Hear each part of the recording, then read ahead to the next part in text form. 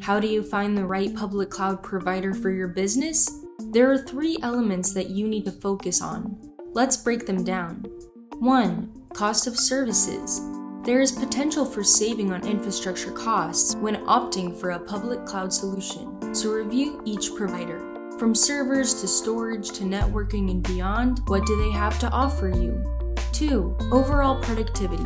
It's no secret that companies are always looking to improve staff productivity, so make sure you talk to the provider about the options available to you, as the implementation of a public cloud can improve it. For instance, see if tasks such as installation or upgrades can be automated so internal processes can be streamlined. 3. Downtime measures. While no downtime can be guaranteed, you need to assess the resiliency of your public cloud solution. The right provider will have increased scalability, security, and reliability, so make sure you ask what measures have been put in place to reduce the risk of downtime.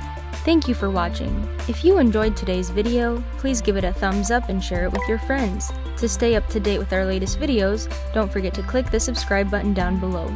You can continue your cloud journey with us by following our social media accounts. If you want to learn more about our services, please visit us at VEXXHOST.com. Until next time!